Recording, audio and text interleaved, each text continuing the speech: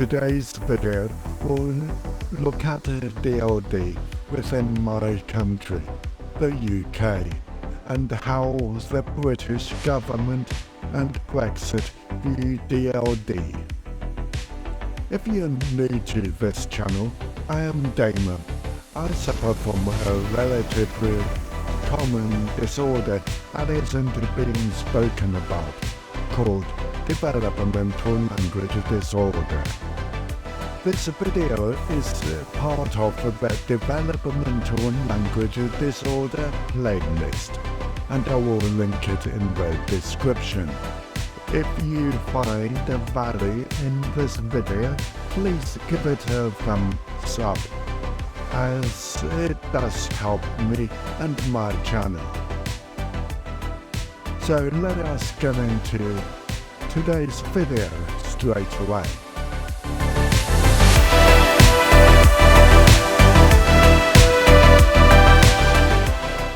As you can tell, I'm from the United Kingdom.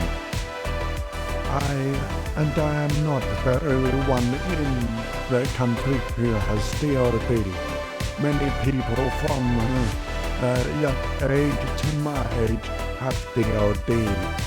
It is widespread, as in there are 1.7 million children in the UK who have DLD, and they all grow up with it. They may become like me in their later years, although I wouldn't advise it. One of the reasons why I am creating these videos is to spread awareness of DLD, to show people within the UK and worldwide it does exist, and in hope that people will understand that we aren't slow or should be ignored, etc. We have 3 schools for children with DLD, and when I went to one of them, we had a lot more, but due to cutbacks and lack of funding from the government, they had to close.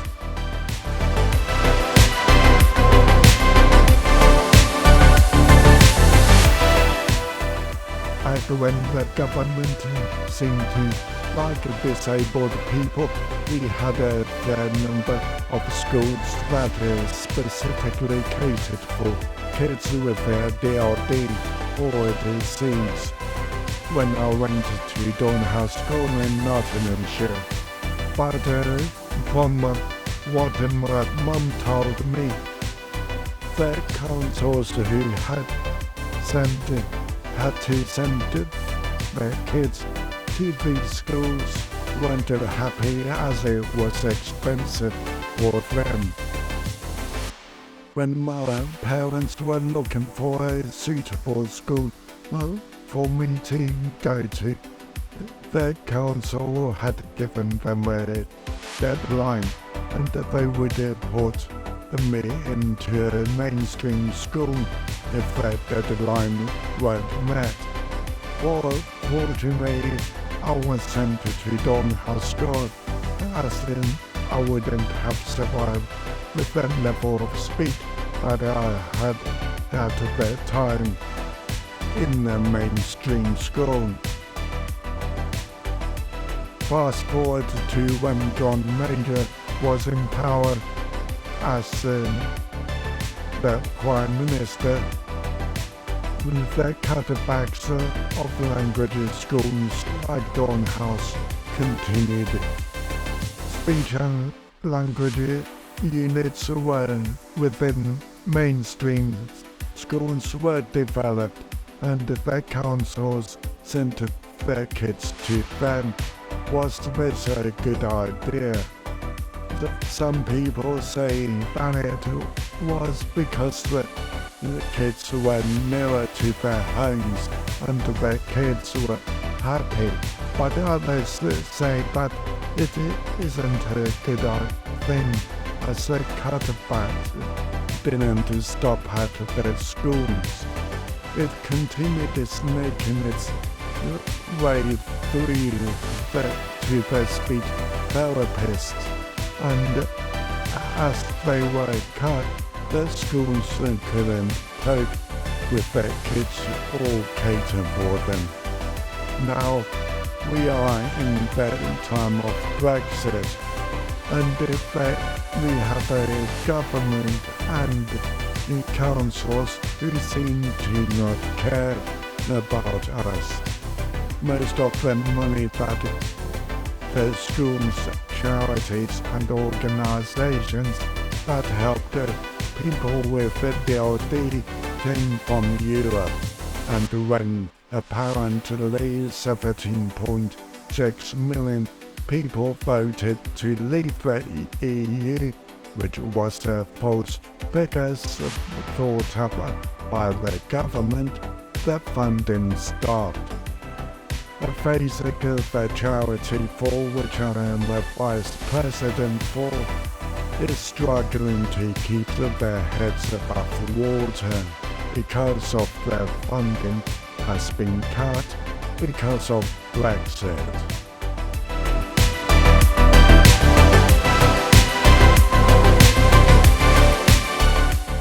If you feel that this video has given you something to think about, why don't you give it a thumbs up, subscribe or share it with someone you feel will benefit from it.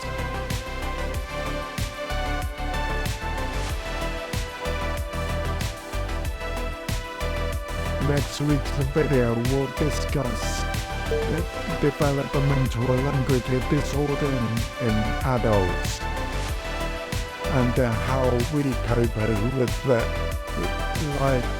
life once we pass the age of 21 and must depend for ourselves. So I hope that you will join me in next week's video, and in the meantime, why don't you watch this video that YouTube thinks you will find interesting. Peace out.